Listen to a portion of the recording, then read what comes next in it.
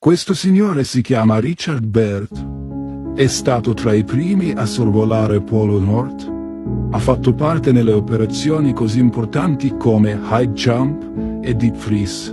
E in questa intervista sentiremo cosa ha da dire sull'Antartica. Nel 1957 ha completato l'operazione che si chiama High Jump ed è tornato in America con delle bellissime notizie.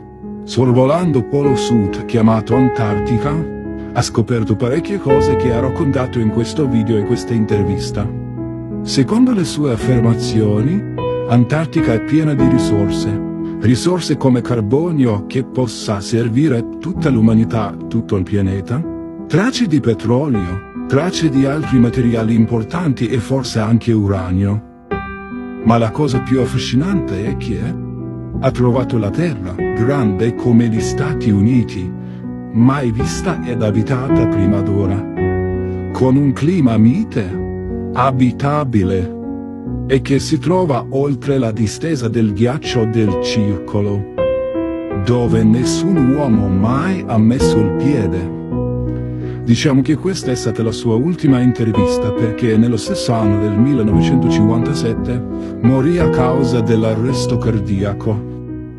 E un anno dopo, nel 1958, nacque la NASA.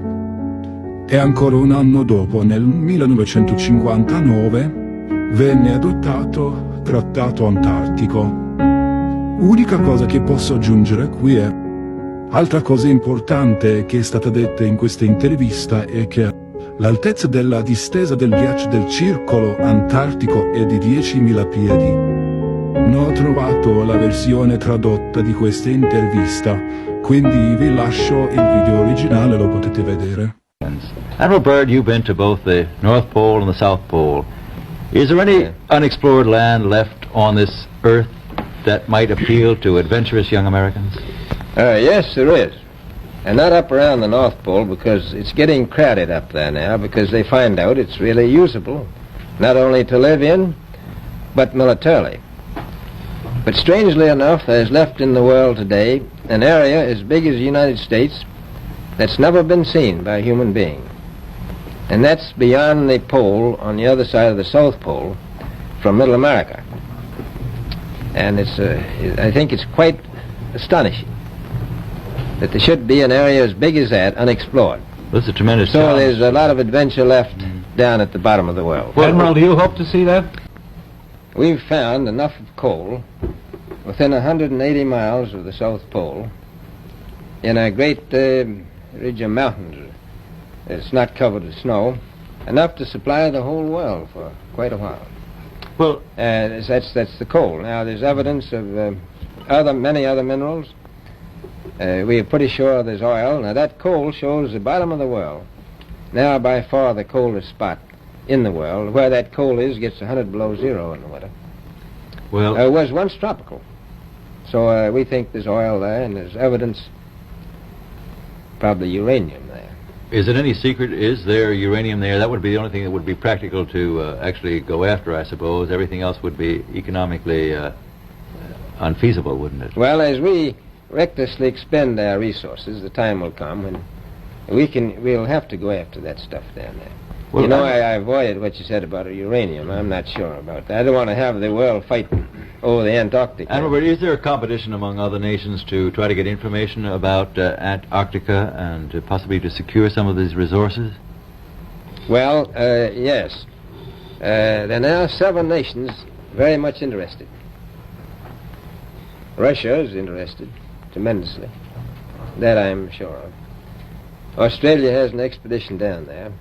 The Argentine, the Chile, New Zealand, Britain, and so on. Now, you can understand those people down there being interested because they live down there, the New Zealanders, the Argentinians, the Chileans, and Australians. And so we don't do much about claiming anything.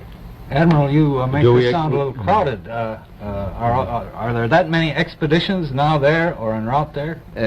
Well, you know, as I said, it's the most peaceful place in the world, but I don't think it will be for long because of this intense interest on the part of of other nations and this nation. Well, Admiral, Say government. Novembre, may I ask you, is there a great difference between the top of the world and the bottom of the world? There is. Now, the North Pole is the center of an ocean 10,000 feet deep. The South Pole, the center of a plateau 10,000 feet high. The North Polar Sea is surrounded by continents slightly frozen. The Antarctic continent is surrounded by a belt of ice, frozen seas of at least 1,200 miles thick. Now, the South is a plateau. It gets, in some places, 14,000 feet up.